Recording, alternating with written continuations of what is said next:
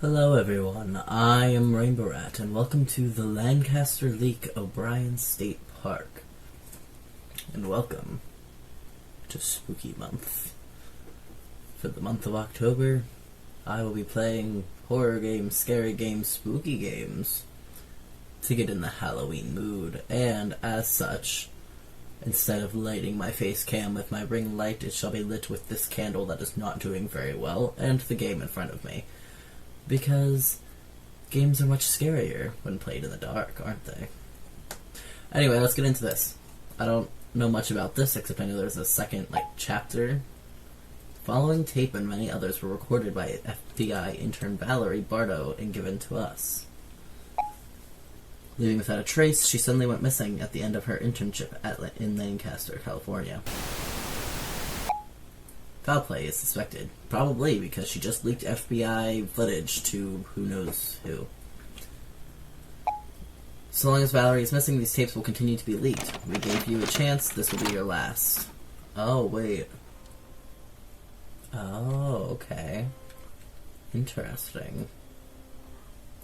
The FBI conveyed through this debrief training tape pertains to a prior investigation. The information it conveyed. It is imperative that agents refrain from viewing this material unless they possess an appropriate clearance and are under the direct supervision of an instructor. Any failure to comply with this directive will result in prosecution to the fullest extent possible under the Espionage Act of 1917. You have been warned. Interesting. The tape purpose. Debrief. Case number 129876. Date 8/25/1988. Clearance TS. Missing persons. Present. Resolved. O'Brien State Park, previously inhabited by both Dakota and Ojibwe tribes. I'm so sorry for pronouncing that wrong. It is now home to a year-round camper and hikers. The park, along with other state parks up north, has experienced an increase in animal-like attacks. The cause was unknown until footage found of missing persons Brady Kaufman. I didn't finish reading that. Brady Kaufman. Oh, he's old. Bradley Kaufman, a 59-year-old male, visited O'Brien State Park unaccompanied. The subject's behavior during his visit was unusual as he intermittently started recording at various times. Medical records revealed no history of mental health concerns. Subsequently, they spelled picture wrong, but that's fine. On August 26th, the subject was reported missing. His body was discovered on August 30th, and the recovered footage from his recording device will now be presented in chronological order, accompanied by annotations. Interesting.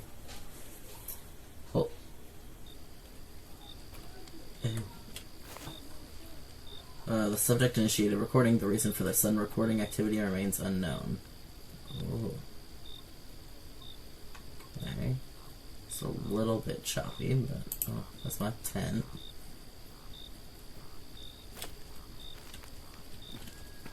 Let me stand in the fire. Okay, I can't stand in the fire. Subject would occasionally zoom on certain objects. That's that bush moving. I don't like how that bush is moving.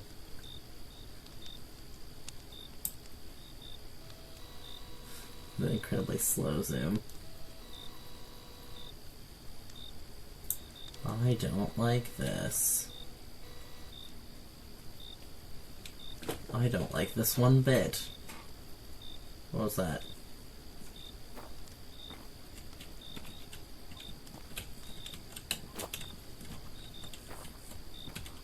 Oh, it's something. I was gonna say, how does he have a laptop? It's 1988, but that's not a laptop. I don't know what that is, but it's not a laptop. Ooh, spooky. Oh, it looks like a face. I don't like that. Am I supposed to be following this path? It's the road. Subject turned right and went to the bathroom to shower. What if the subject went left? Well, I guess I'll follow the story, though. It's terrifying. I already don't like it, because I know I'm going to be the one that's going missing. Ooh, spooky.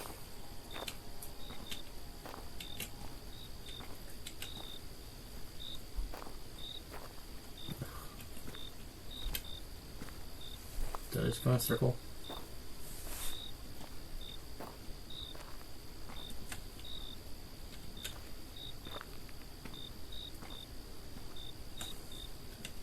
Okay, well, that's not my campground, I guess. Could have fooled me. Ah!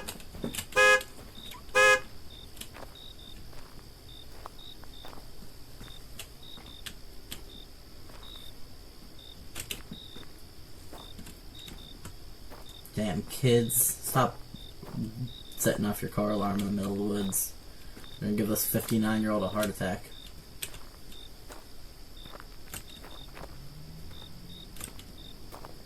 Okay, I can just creep on other people's campsites, that's nice. Ugh. The ambiance. It reoccurred.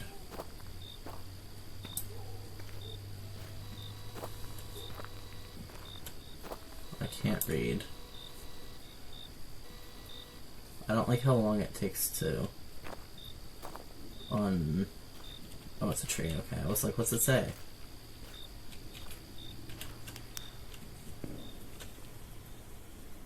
Ah, yes, I love recording the urinals.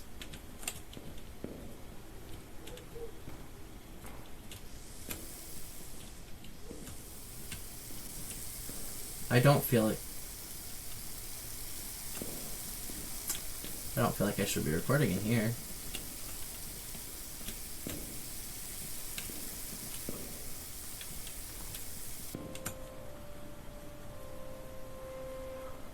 Subject stops filming, then takes a shower. This is maybe 10 minutes elapsed before the subject films again. The subject returns to the campsite. Where the fuck am I? Hello? I still don't feel like I should be showering. There was definitely someone showering in here when I came in because this was already all steamy.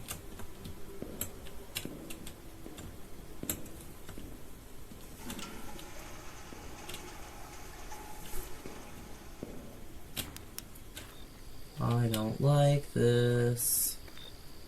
Chrissy, wake up. Chrissy, wake up. I don't like this. Have I mentioned that I'm not very good at horror games? Oh. Wait, have I mentioned that I'm not very good at horror games? It sounded like this man's walking with tap shoes. I don't like this.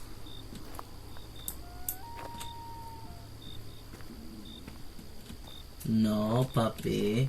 You stay away.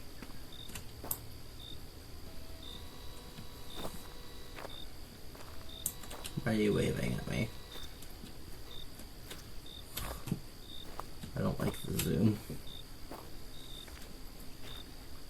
I'm also not loving the VHS thing, that's just because I have a headache. Which I had before the game. And... oh shit, am I at my campsite already? Oh, I wouldn't have been able to walk up anyway. I feel like it took me a lot longer. Oh, hello! Who are you? Why are you at my campsite? Excuse you? Who are you?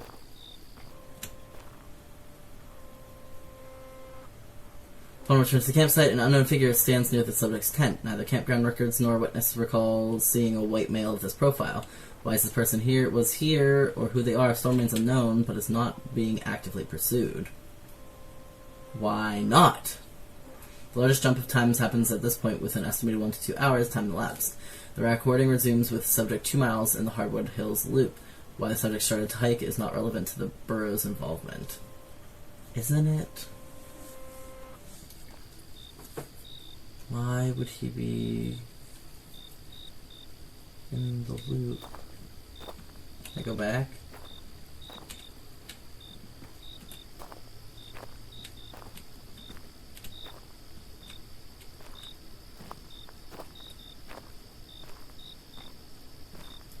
Well, it's let me walk downhill. I don't know which way I was supposed to walk. I don't know if it matters which way I was supposed to walk, or if they just dumped me in part of the woods and they're like, either way, you're gonna get fucked. And I know I'm gonna get fucked, because I'm the guy who goes missing. It's gonna get... Ugh. How far will it let me go back? Because I think I don't like when it loops. I think most of the tension comes from the fact that I know I'm playing as the guy that goes missing who was later found dead. And I don't know how quite yet. Because there's a cow?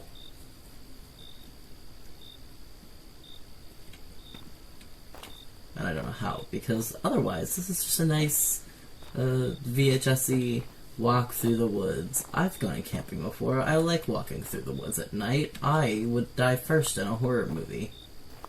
Oh, it's a loop.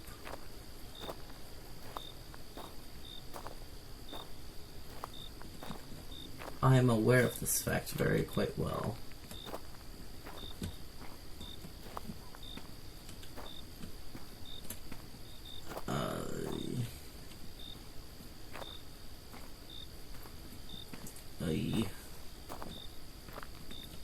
Not liking this, folks. Ah! Fucking deer. That did not sound like a deer. Ugh. Hello, dragonfly. Listen, deer when you're walking are not that bad. It's when you're driving and they jump out on the road in front of you and they're like, hey, let's party, and you're like, what the fuck? I haven't hit a deer yet, or I haven't been hit by a deer yet, but I work a midnight shift, and so I drive home in the dark when the deer are out. Hey. Okay. I drive in the dark, and I know where they usually are. Like, I've picked up on where they usually are, so I know where to be more careful. No matter what, you gotta be... Nope. No. That's not the sound of something you want to mess with. That's the sound of that deer just died. And we're going right where it went. Yikes. Yeah. But sometimes they still just jump out on the road in front of you and you're like, what the hell? Where's your survival instinct, ma'am? Where's this guy's survival instinct? Because he don't got one. Also, zooming in does nothing. Because, like... Wow, 2 pixels. I understand. That's the whole point. I also can't run, which would make this... I guess... makes sense that I can't run. I also know I'm getting close to the end because it said it's 15 to 20 minutes. And I haven't been dilly-dallying how I usually do when I play horror games. Yep, it's the fucking deer. It's dead. The deceased deer was killed by entity. And you know who else was killed by entity? Subject encountered deceased deer attacked by entity. The film abruptly ends after subject detects entity in vicinity. Oh. Diseased deer. I think they meant deceased. Subject exhibits distress and flees off trail. Entity pursues subject and can be heard in proximity. Subject resumes filming approximately 4 minutes after pause. This marks the final pause. Oh no, I'm being chased. I don't like that. I don't want that. I don't want to be chased. I don't want to be chased. I hate being chased. No, no, no, no, no. Subject is audible displaying emotions of fear. I can't tell where I'm supposed to be going. Subject begins running. Shift as multiple entities surround him. Uh-oh. Uh-oh. I don't think it matters where I go as long as I go.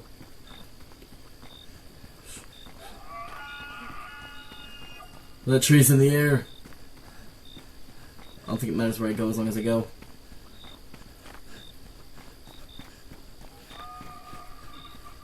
I'm not looking. I'm not looking. I'm just running. I'm just running. I'm just running. Oh, this is what happens. This is what happens when you go outside.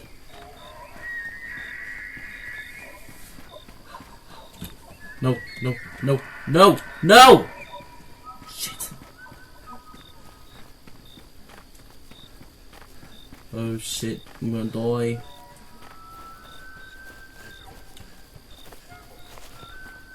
That's not just him. There's gotta be something else. This man has... Oh! Ah! Subject struggles against entity but gets away. The camera is severely disabled. Subject drops flashlight and the camera creates a shadow backdrop.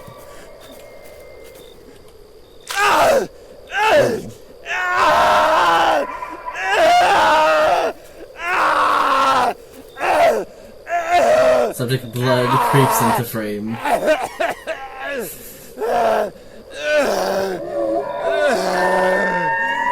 Distant entities can be heard.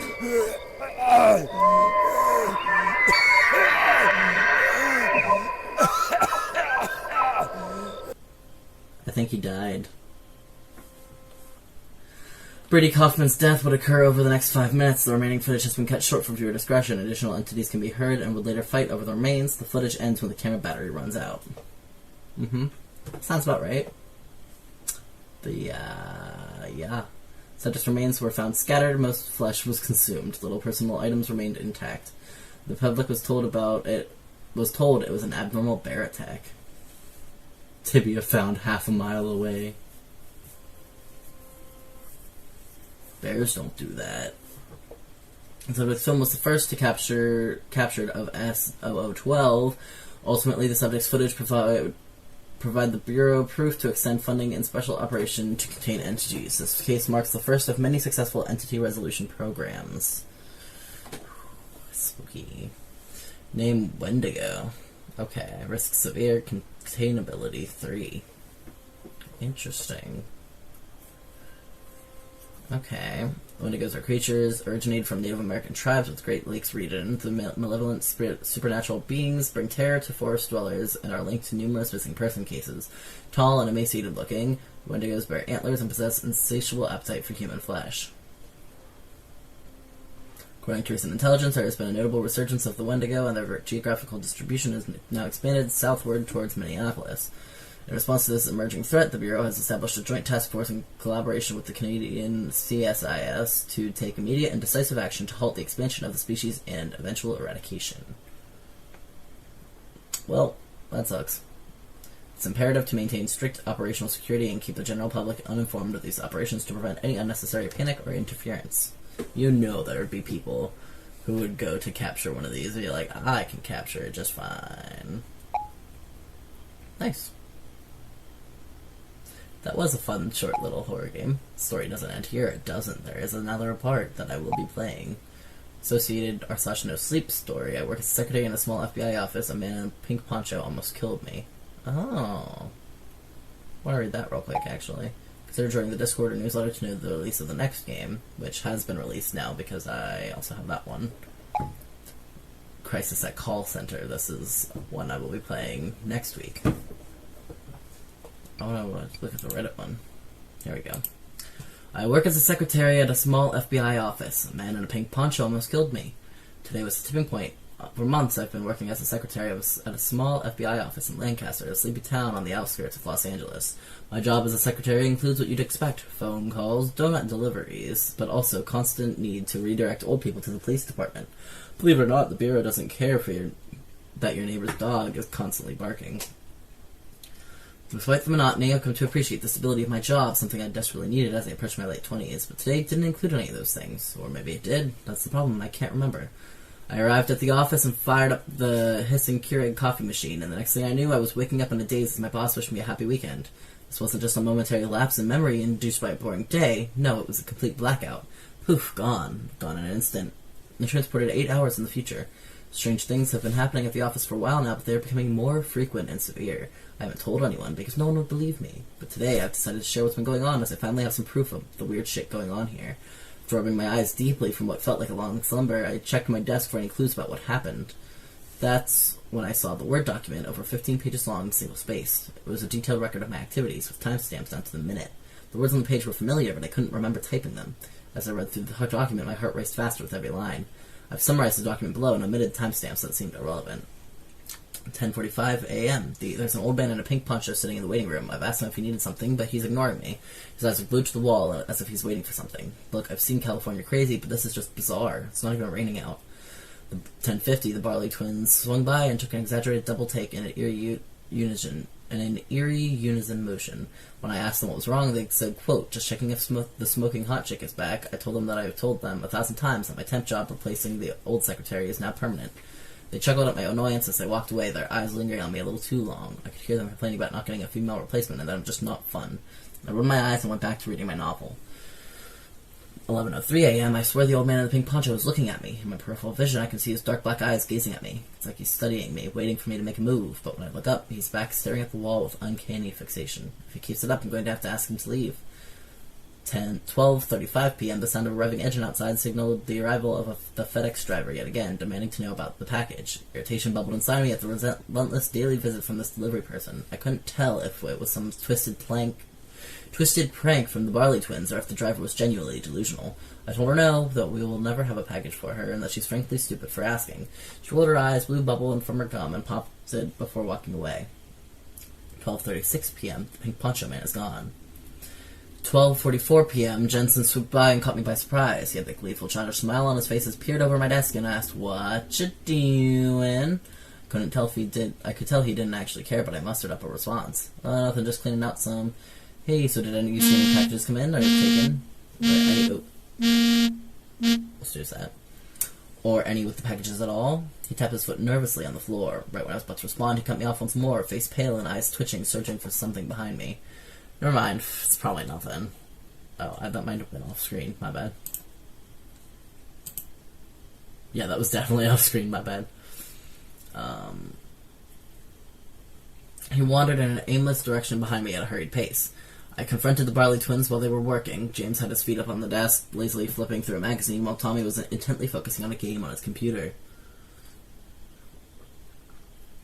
I could feel my blood boil as I approached them. James looked up with a grin and spoke. "Hey, sweetheart, here to bring us coffee?" "You two better stop with the whole package thing, I see. If Jensen blew it, his acting sucks. You know better than to take advantage of our boss's innocence. Besides, this whole damn thing is too complicated. What's the point?"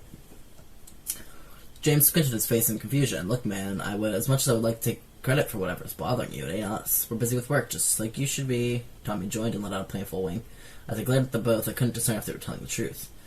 1:14 p.m., I caught the FedEx driver trying to sneak past my desk. She had a hoodie up and obnoxious black sunglasses. I whistled at her and motioned with my hands for her to come over. She sat at getting caught. Before she could speak, I shouted, "I don't have it, I don't want it, and I don't want anything to do with it, got it?" She proceeded to flick me off. In response, I threw a pencil at her. I missed, but that's the thought that counts.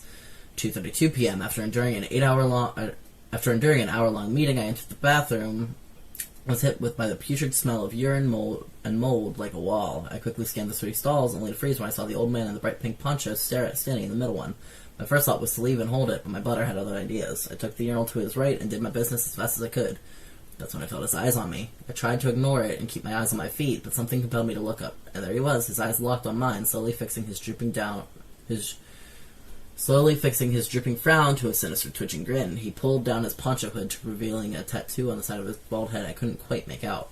I backed up and the man followed, imitating my movement and maintaining eye contact like his head was a gyroscope.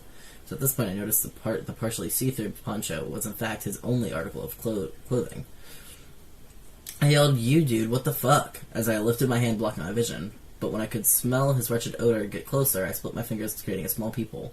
The man's face was only inches away from mine, with an inhuman smile that stretched to the sides of both of his eyes. His eyes consisted of only a black dot pupil slowly dilating, pearl white sclera, and no iris. His ivory teeth were sharp daggers, tainted yellow and rotten dry red. He wailed nonsensical words that reverberated off the walls of the cramped bathroom. I screamed at him to stop, hoping that someone would hear me, but he just kept moving one step closer as I took a step back, his smile growing wider and wider. I could feel my heart pounding on my chest. I knew that I had to make a break for it. I frantically tore open the bathroom door, praying that he wouldn't lunge at me as I fled. 2:38. Susan from HR brought me a free t-shirt. Thanks, Susan. 2:45 p.m. Security came by to get my report of the incident. As far as they can tell, it's just another crazy homeless person. I tried to tell them that there was something different about him, that his smile was unearthly, but they thought I was being hyperbolic. 3:59 p.m. After making a long pit stop in the break room to fully decompress, I returned to my desk to find a cardboard box. It lacks any address, and the cardboard was weirdly fresh without any dirt or damage. I think I'm going to open it. And that's it. After that point, just 1 minute after, I woke from my daze, apparently. I don't remember any of these events. I don't even know this FedEx driver that I apparently lost my cool with and I allegedly knew from the prior week. The guy in the pink poncho? I'll have to ask Dan at IT if he has access to the security tapes to get and to get this report I submitted to security. The only evidence I have that this happened is that I'm wearing the new FBI logo embroidered shirt Susan gave to me. I want to be clear again, I'm clean as a whistle. I haven't taken any drugs or even a drop of alcohol, so unless I'm developing early dementia, does anyone know how this could have happened? Appreciate any comments or insights that you may have to offer, and I'm make sure to respond to them this week. I'll also post a follow-up with any new information I come across, as well as some other stories from my past that I think you'll find interesting. Thank you for reading. Interesting. That feels like it might tie in more with the second game, the Crisis at the Call Center, more than this one, but it is an interesting start. But that is all the time that I have for you tonight, folks. I hope you had enjoyed this video, and if you did, please make sure to like, comment, share, and subscribe. I really appreciate it. And I will see you in the next video. Bye!